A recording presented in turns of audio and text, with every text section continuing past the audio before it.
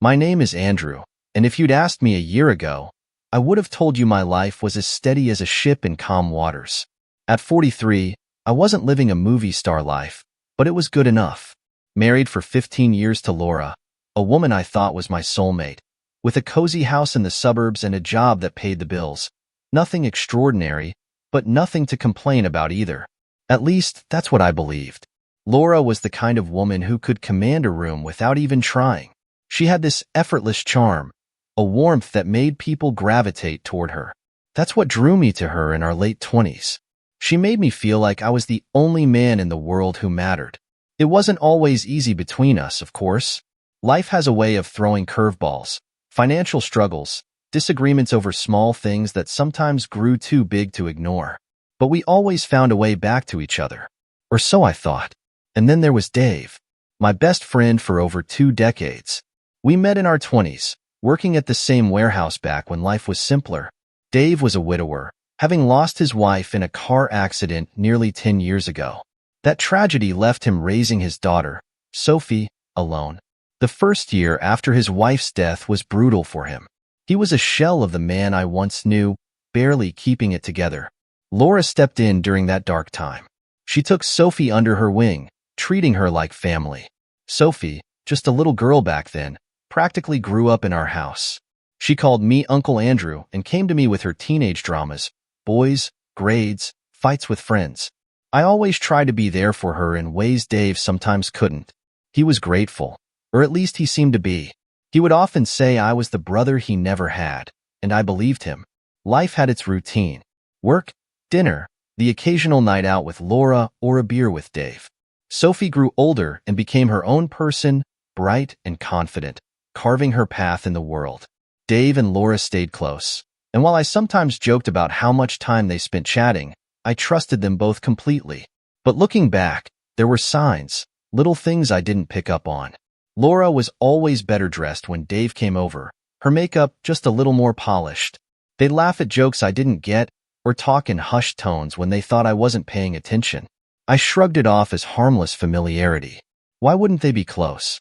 After all, we were all practically family. The day it all began to unravel was ordinary. Too ordinary. I wasn't even supposed to be home. A sharp pain in my chest had hit me out of nowhere at work.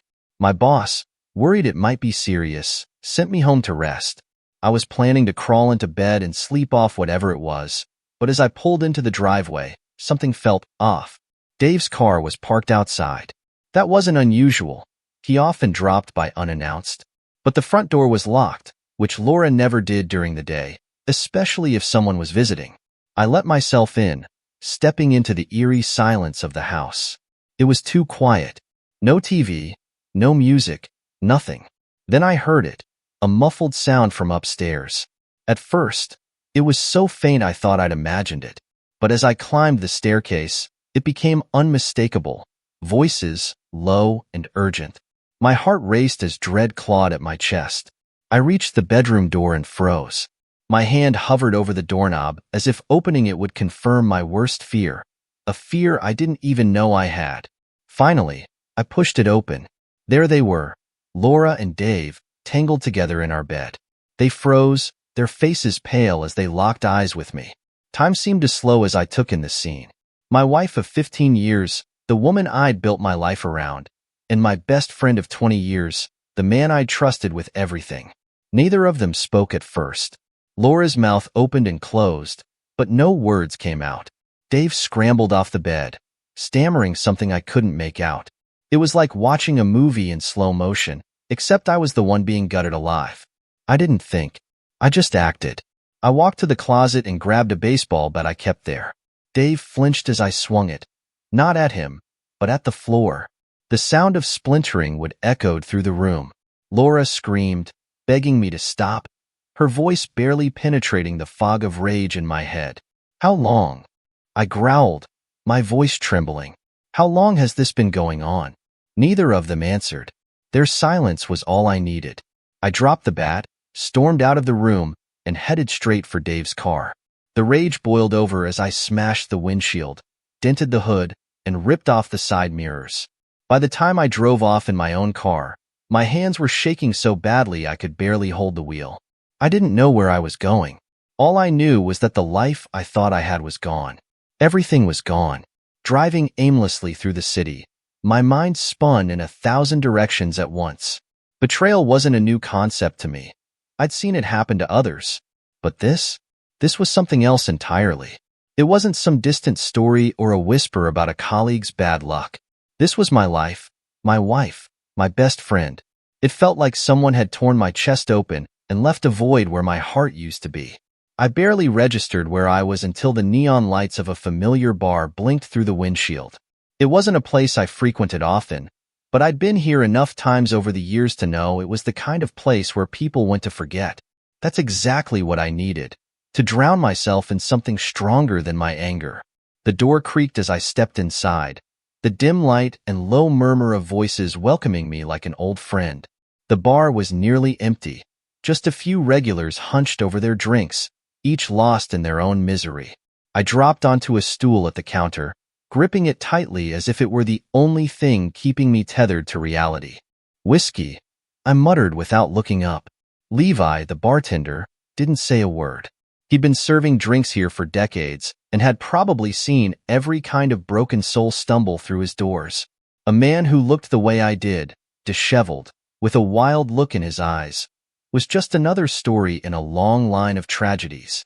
He slid the glass across the counter, and I threw it back in one gulp, barely feeling the burn. "Another," I rasped. By the time Levi poured my third, he leaned in a little closer, his voice calm but laced with concern. "Rough day, Andrew?" I let out a bitter laugh, more of a bark than anything else. "Rough doesn't even begin to cover it," I said, staring into the amber liquid swirling in my glass. Levi didn't press. He just nodded, his practiced silence an invitation for me to spill whatever was clawing at my insides. And for some reason, I did. Maybe it was the whiskey loosening my tongue, or maybe it was the suffocating need to get the poison out before it consumed me. I told him everything. Walking in on Laura and Dave, the crack of the bat against the floor, the wreckage of Dave's car. My words came out in a torrent, bitter and raw, each one cutting like glass. Levi didn't flinch, his face a mask of calm. When I finally stopped, drained and exhausted, he gave me a heavy pat on the shoulder. "Man, that's a shitty hand you've been dealt," he said, pouring himself a glass of whiskey and raising it toward me. "Tell me about it," I muttered, clinking my glass against his. We drank in silence for a while before Levi leaned in again, his voice steady but firm. "Listen, Andrew, you can't let this break you. Don't let them win." I stared at him, the words swirling in my mind. Win? What was there to win in this mess? My life was in pieces, and no amount of whiskey could glue it back together. "What would you do?" I asked, my voice low and bitter. Levi didn't hesitate. "If it were me, I'd make them regret it. Every single second of it." The thought hung in the air, heavy and intoxicating. The hours blurred after that. Glass after glass, the whiskey dulled the edges of my anger, but sharpened the desire for revenge. By the time I stumbled out of the bar, Levi had already called me a cab, confiscating my car keys with a knowing look. The cab ride home was a haze of streetlights and regret. I stumbled through my front door, collapsing onto the couch without even bothering to take off my shoes. The house felt like a tomb, cold and lifeless, every corner a reminder of what I'd lost. I woke the next morning with a splitting headache, my mouth dry as sandpaper and every muscle in my body aching. But even the worst hangover couldn't drown out the ache in my chest. Laura wasn't home when I finally dragged myself off the couch. She must have been staying with Dave. The thought sent a fresh wave of anger coursing through me, but it wasn't the raw fury of the night before. This was colder, sharper, calculated. I spotted her laptop on the dining room table, a small but significant detail in the chaos of my life. She'd been working on a major presentation for weeks, something she'd said could make or break her career. An idea began to take shape. I sat down, opening the laptop and navigating through her files. It didn't take long to find the presentation. I skimmed through it, the slides polished and professional, a reflection of the perfectionist I'd once admired. With a few clicks, I began to make subtle changes.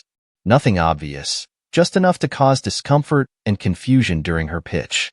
A few offensive phrases, a couple of inappropriate images buried deep within the presentation, enough to sabotage, but not enough to immediately notice. By the time I was done, the anger in my chest had cooled to something almost satisfying. It wasn't enough to fix what had been broken, but it was a start.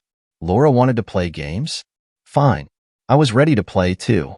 When she came home that evening, I didn't say a word.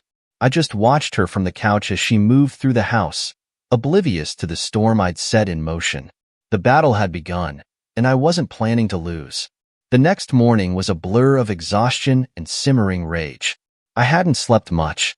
My mind kept replaying the scene from the day before. Laura's betrayal, Dave's cowardice, the moment I smashed his car. The whiskey had dulled my senses but hadn't erased anything. If anything, it had stoked the fire. Laura left the house early, muttering something about final preparations for her presentation. She avoided my eyes, her movements stiff and rehearsed. Maybe she thought if she acted normal, I'd just let everything slide. As soon as the door shut behind her, the silence became unbearable. I grabbed my phone and scrolled mindlessly, trying to distract myself from the chaos swirling in my head. But distractions were futile. My thumb hovered over Dave's contact for a moment, a sickening mix of anger and betrayal bubbling to the surface. I didn't call him. Not yet. Instead, I spent the day pacing the house, waiting for the inevitable fallout. It wasn't long before it came. Around noon, Laura's voice boomed from my phone, vibrating on the dining room table. She wasn't calling. She was screaming into a voicemail. "You bastard!" she shrieked, her words sharp and cutting. "You sabotaged my presentation, didn't you? Do you have any idea what you've done? They fired me, Andrew. Fired me." I smirked, a twisted sense of satisfaction rising in my chest. Good. Let her feel just a fraction of the humiliation I'd felt walking in on her and Dave.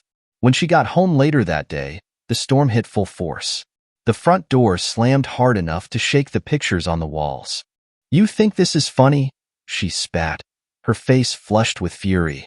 I sat on the couch, calm on the outside but seething beneath the surface. "I think it's justice," I replied coldly. She stepped closer, her fists clenched at her sides. "You've ruined me, Andrew. Do you even understand what you've done? My reputation is destroyed. No one in my field will touch me now." "Good," I said flatly. "Now you know what it feels like to have your life torn apart." For a moment, I thought she might actually hit me.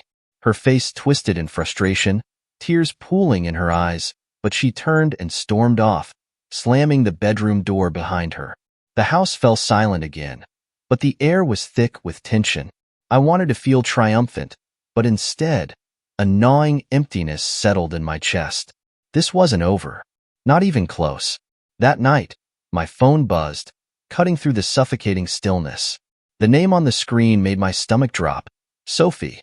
Sophie, Dave's 21-year-old daughter, had called me a handful of times over the years, mostly for advice or help with something small. But this was different. It was late, past midnight, and the tone in her voice was shaky, almost panicked. "Uncle Andrew," she slurred, her words thick with alcohol. "I need you to come get me." I groaned, my anger temporarily giving way to concern. "Sophie, what's going on? Where are you?" She gave me an address, some dingy bar on the other side of town. "Please don't tell Dad," she added, her voice breaking. Against my better judgment, I got dressed and headed out. Whatever anger I felt toward Dave had nothing to do with Sophie. She was caught in the middle of this mess, and I wasn't about to let her fend for herself. When I arrived, she was slumped against the wall outside the bar, her makeup smeared, hair disheveled.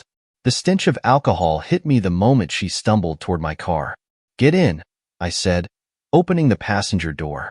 She collapsed into the seat, letting out a bitter laugh. "My boyfriend cheated on me," she muttered. "Can you believe that? After everything I've done for him," I sighed, keeping my eyes on the road. "I'm sorry, Sophie. You deserve better." She turned to look at me, her gaze softening. "You too," she said quietly. "Dad's an idiot for what he did. And Laura, she doesn't deserve you." Her words stung, but before I could respond, Her hand found its way to my leg. "Sophie, stop," I said firmly, gripping the steering wheel tighter. But she didn't. Her hand moved higher, her intentions clear. "I just want to make you feel better," she whispered, her breath warm against my neck. Everything inside me screamed to stop this, to push her hand away and pull the car over. But the weight of the betrayal, the anger, the alcohol still lingering in my veins, all of it clouded my judgment. By the time we reached a nearby motel, the line had already been crossed. It wasn't planned, and it wasn't right. But in that moment, the chaos of my life blurred into something else entirely. I wasn't thinking about Dave or Laura or the mess waiting for me back home. There was only Sophie. When the morning light crept through the curtains, reality hit like a freight train. Sophie lay beside me, her makeup smudged, her hair a tangled mess. She looked peaceful, content, completely unaware of the storm she just walked into. For a moment, I let myself believe that maybe, just maybe, this would be the end of it. But deep down, I knew better. Nothing about this was over. The morning after that fateful night, the weight of my actions hit me like a wrecking ball. I sat on the edge of the motel bed, head in my hands, as Sophie stirred awake behind me. The room was bathed in a harsh, unforgiving light, every detail amplified. The rumpled sheets, the faint smell of alcohol, and the lingering tension that clung to the air like smoke. Sophie sat up, yawning, her messy hair falling over her shoulders. She stretched, completely unfazed by the previous night. "Morning," she said casually, her voice soft and warm, as if we'd simply had coffee and a long chat instead of crossing an irreversible line. I couldn't look at her. I couldn't even look at myself. "This shouldn't have happened," I muttered, my voice heavy with regret. Sophie tilted her head, watching me with an unreadable expression. "Maybe not," she said, her tone light, but it did. I turned to face her, searching for some hint of remorse, but all I saw was a calm, almost defiant resolve in her eyes. "Sophie, I started, but she cut me off. "Don't do that," she said, her voice sharper now. "Don't act like this is all on me. We both made a choice." I swallowed hard, unsure of what to say. She wasn't wrong, but that didn't make it any easier to stomach. After a long, tense silence, Sophie stood, grabbing her phone from the nightstand. "I need to charge this," she said, casually brushing past me. "Yours still has juice?" I nodded, and before I could protest, she grabbed my phone from the bedside table. Her fingers danced across the screen, and I realized too late that she was scrolling through the photos. "What are you doing?" I snapped, standing quickly. She ignored me, her focus fixed on the screen. Then, with a small smirk, she turned the phone toward me. On the display was a photo I'd taken the night before. A picture of Sophie in the motel room, her lipstick smudged and her grin mischievous. "I forgot about this," she said, her voice carrying a dangerous edge. "You should keep it." Or, she trailed off, her eyes narrowing. "Or what?" I asked, my voice low. She shrugged, setting the phone down on the bed. "Or you could send it to my dad," she said matter-of-factly, as if she were suggesting something as casual as ordering takeout. My stomach dropped. "What the hell are you talking about?" Sophie grabbed her bag, her movements calm and deliberate. "I'm serious," she said, her tone flat. "You want to destroy him, don't you? That picture could do it."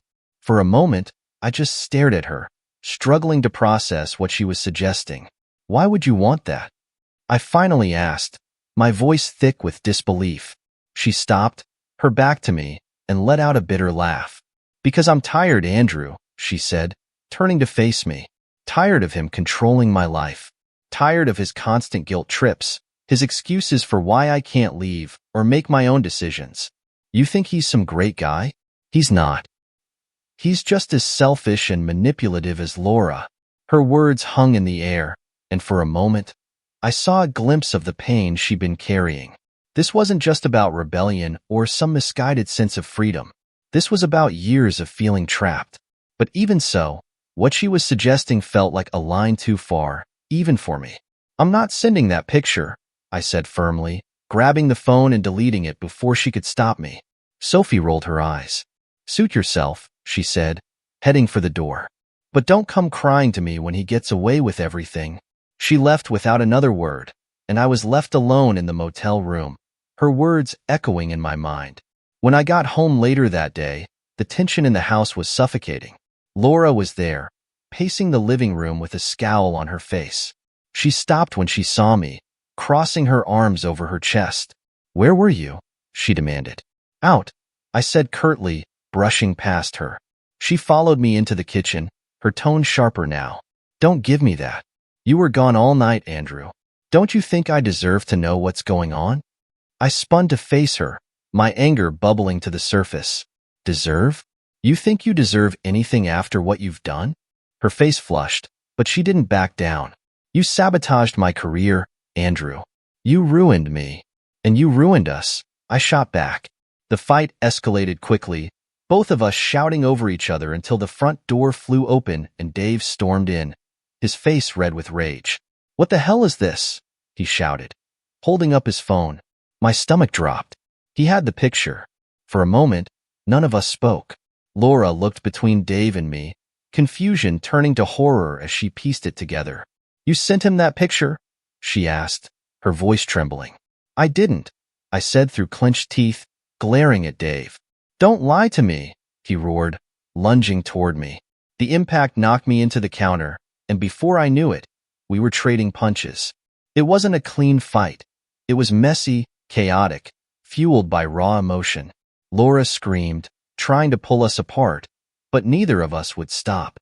By the time the police arrived, called by a concerned neighbor, the house was a wreck, and we were both bloodied and exhausted. As they hauled us outside, I caught a glimpse of Sophie standing on the sidewalk, her expression unreadable. She didn't say a word as the officers loaded us into separate cars, but her presence was enough to send a chill down my spine. The game we'd started was spiraling out of control, and I had no idea how it was going to end. The police station was cold, sterile, and eerily quiet, a stark contrast to the chaos that had unfolded at my house. I sat on a stiff bench in a holding cell, nursing a busted lip and a splitting headache, while Dave sat a few feet away, his nose crooked and blood dried on his cheek. Neither of us spoke. What was there to say? Eventually, an officer informed us that neither of us would be charged. A stern warning and a lot of paperwork later, I found myself standing outside in the crisp night air, too drained to even feel relief. Dave emerged moments later, his steps heavy as he approached me. "We need to talk," he said, his voice low and ragged. I clenched my fists, ready for another fight, but his tone stopped me. It wasn't angry, it was resigned. "About what?" I asked, keeping my distance. "About everything." We ended up at a diner down the street, sitting across from each other in a booth that felt too small for the weight of our conversation. The hum of fluorescent lights buzzed overhead, and the smell of burnt coffee filled the air. Dave rubbed his temples, looking older than I'd ever seen him. "Look," he began, avoiding my eyes. "I know you hate me right now. Hell, I deserve it. But you need to know the truth." I leaned back, crossing my arms. "The truth? You mean the part where you've been sleeping with my wife behind my back? Or is there more?" He flinched but didn't retaliate. Instead, he let out a heavy sigh. "It wasn't supposed to happen this way." I scoffed. "Oh, well, that makes it better." He shook his head, finally meeting my gaze. "You think I betrayed you for some cheap affair? It's bigger than that, Andrew. It always was." His words hung in the air, and a sinking feeling settled in my gut. "What the hell are you talking about?" Dave hesitated, his hands trembling slightly as he reached for his coffee cup. "Laura and we didn't just fall into bed together. It started after my wife died." The mention of his late wife made my stomach churn. "You mean to tell me this has been going on for a decade?" He shook his head. "Not like that. Back then, I was a mess and Laura, she saw it. She stepped in, helped me with Sophie, kept me grounded. I thought she was doing it out of kindness, but somewhere along the way, we both realized we wanted more." I stared at him, my chest tightening. "And you didn't think to tell me? To stop? You let it keep going for years?" "I tried to end it," he said, his voice strained. "But Laura, she's not who you think she is." That caught me off guard. "What does that mean?" Dave let out a bitter laugh. It means she's been using both of us, Andrew. You, me, even Sophie. Do you know why she stayed with you for so long? It wasn't love, it was convenience. Financial security. I froze, my mind racing. She's been dipping into your accounts for years, Dave continued, his voice thick with regret. And mine too. Little amounts, here and there, just enough that we wouldn't notice. She told me it was temporary, that she'd pay it back, but it never stopped. My pulse quickened as the pieces started to fall into place. The unexplained expenses, the occasional missing funds I chalked up to forgetfulness. All of it suddenly made sense. And you just went along with it? I snapped. I didn't know the full extent until recently, he admitted. When I found out, I confronted her. She laughed in my face, Andrew. Said I was as much of a pawn as you were. The bile rose in my throat.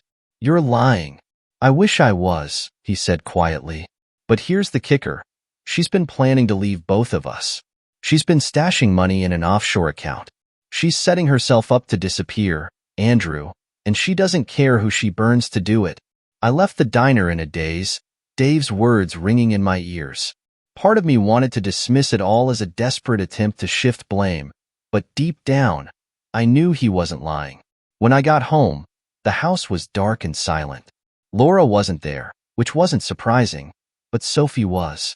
She was sitting on the front steps, a cigarette dangling from her fingers. You okay? She asked as I approached. No, I admitted, collapsing onto the step beside her. She took a drag, the smoke curling into the night sky. Dad called me, she said after a moment. Told me you two fought. Yeah, I muttered. We did. Sophie turned to look at me, her expression unreadable. Did he tell you about Mom's life insurance? The question caught me off guard. What? She exhaled slowly, flicking ash onto the ground. After she died, Dad got a payout. Enough to keep us comfortable for years. But it's gone now. All of it. You want to guess where it went? The realization hit me like a freight train. Laura. Sophie nodded, her jaw tightening. She's been bleeding him dry, Andrew. And now she's trying to do the same to you. I stared at her, the weight of everything pressing down on me. Laura hadn't just betrayed me. She'd orchestrated the destruction of 2 lives, maybe more. What are you going to do? Sophie asked, her voice soft. I didn't answer. For the first time in days, I didn't have one. The days that followed were a blur. Laura didn't come home, which was probably for the best. I spent hours pacing the house, replaying everything Dave had said at the diner and what Sophie had confirmed. My anger had burned out, replaced by a hollow ache and an unsettling clarity. Laura wasn't just unfaithful. She was ruthless, manipulative, and calculating. I combed through bank statements, receipts, anything I could find. The more I dug, the more I uncovered. Unexplained withdrawals, mysterious transfers, and accounts I didn't even recognize. Dave was right. She'd been taking from me for years, slowly bleeding me dry without a hint of remorse. By the 3rd night, my exhaustion turned to resolve. If Laura thought she could walk away unscathed, she was dead wrong. The opportunity came the next morning. Sophie called me, her voice steady but cautious. She's at Dad's, she said. I heard her on the phone. She's planning to leave for good, today. How do you know? I asked. Sophie hesitated. She doesn't think I'm paying attention, but I've overheard her talking about flights and bank transfers. She's already packed her stuff. I clenched my jaw. Thanks, Sophie. What are you going to do? She asked, a mix of curiosity and apprehension in her voice. You'll see, I said and hung up. Dave's house was only a few blocks away, and when I pulled up, I saw Laura's car in the driveway. My chest tightened as I stepped out of my car, every nerve in my body buzzing with tension. The front door was unlocked. Typical. I let myself in and immediately heard their voices coming from the living room. Laura's tone was calm, sweet even, a sharp contrast to the venom I'd heard from her in recent days. I just need you to trust me, she was saying. Once everything is settled, we'll both have what we need. No more stress, no more complications. I stepped into the room. Dave was sitting on the couch, his face lined with exhaustion and uncertainty. Laura froze mid-sentence when she saw me, her expression flickering between surprise and irritation. What are you doing here? She snapped, standing quickly. I ignored her, turning my attention to Dave. She told you about the offshore account yet?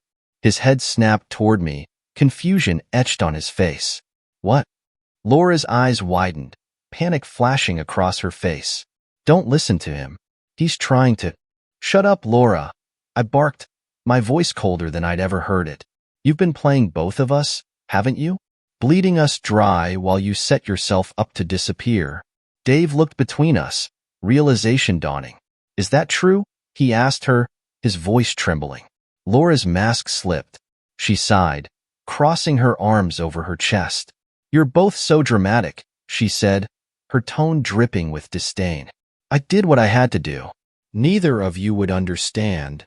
I stepped closer, my fists clenching at my sides. Understand? You lied, cheated, and stole from us. What exactly are we supposed to understand? Laura's eyes narrowed. I'm not going to apologize for doing what I needed to survive. Dave stood abruptly, his face dark with anger. You used me, he said, his voice shaking. You used Sophie. You've ruined everything. Laura rolled her eyes, unfazed. Don't act like you're innocent in all this. You knew what we were doing, and you let it happen. Before Dave could respond, I pulled out my phone and held it up. I've got everything I need right here, I said, my voice steady. Every withdrawal, every transfer, every lie. You think you can just walk away from this? Think again. For the first time, Laura faltered.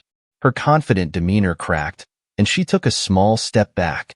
You wouldn't, she said, but the uncertainty in her voice betrayed her.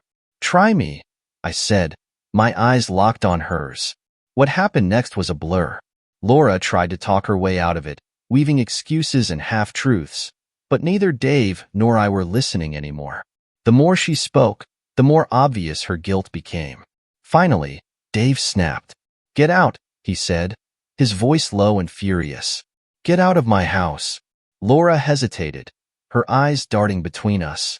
For a moment, it looked like she might argue, but then she grabbed her bag and stormed out, slamming the door behind her. The silence that followed was deafening. You really have everything on her? Dave asked quietly, sinking back onto the couch. I nodded. Enough to make sure she doesn't get away with it. He let out a heavy sigh, running a hand through his hair. What now? I don't know, I admitted, the adrenaline draining from my body. But I'm not letting her win. That night, I sat in the quiet of my own house, staring at the documents I'd gathered. I thought about sending them to the police, to her employer, even to Sophie. But as the hours ticked by, I realized something important. This wasn't about revenge anymore. It was about freedom. For years, Laura had controlled my life, manipulating me without my knowledge. Now, for the first time, I had the power to take it back, and I wasn't going to waste it. The house was quiet, too quiet. Laura's absence left a void that I wasn't ready to fill, but for the first time in weeks, I felt a strange sense of peace. The chaos, the shouting, the constant manipulation, it was all gone. Now, it was just me and the wreckage of a life I thought I had. I stared at the stack of documents on the coffee table, evidence of Laura's betrayal, her financial schemes, everything I needed to bring her down. I could press charges, ensure she faced the consequences, but as I sat there, a question lingered. Was it worth it? I picked up my phone and stared at the contact list. Sophie had been checking in since I left Dave's house. Her messages were short, concerned but distant. I couldn't blame her. She'd been dragged into this mess by no fault of her own. I typed a quick message. Thank you for everything. Take care of yourself. Her response came almost instantly. You too, Andrew. If you ever need anything, you know where to find me. The next few weeks were a blur of legal proceedings and small victories. The divorce was finalized faster than I expected. Laura didn't contest it. She couldn't. She knew I had enough evidence to drag her through the mud, and for once, her pride seemed to take a back seat to self-preservation. We sold the house, splitting the proceeds. I kept it civil, even though I wanted to do anything but. There was no joy in the process, no sense of triumph. Just the cold realization that the life we'd built together had been a lie. Once the house was gone, I found a modest apartment on the other side of town. It wasn't much, a small, one-bedroom place with creaky floors and outdated appliances, but it was mine. For the first time in years, I felt like I had control over something. Sophie surprised me one day with a phone call. She had moved out of Dave's house and into a new city, landing a job at a design firm. Her voice carried a newfound confidence that made me smile. "I'm doing okay," she said. "It feels good to finally be on my own." "I'm proud of you," I replied honestly. She paused for a moment before adding, "I'm proud of you too. You're handling all of this better than I expected." It was a small moment, but it meant the world to me. For all the mistakes I'd made, especially with Sophie, it felt like we'd both found a way to move forward. As for Dave, I heard bits and pieces about him through mutual acquaintances. After Laura's schemes unraveled, his financial situation took a major hit. He sold his house, trying to claw his way out of the mess she left behind. We didn't speak again, and honestly, I preferred it that way. I never found out exactly what happened to Laura. Rumors circulated that she tried to leave the country but ran out of money. Others said she was working odd jobs, her reputation too tarnished to return to her old life. I didn't care enough to confirm any of it. She was gone, and that was enough for me. One evening, I found myself back at the bar where it all started. Levi, the bartender, greeted me with his usual knowing nod. "Haven't seen you in a while," he said, sliding a whiskey across the counter. "Needed some time," I replied, taking a sip.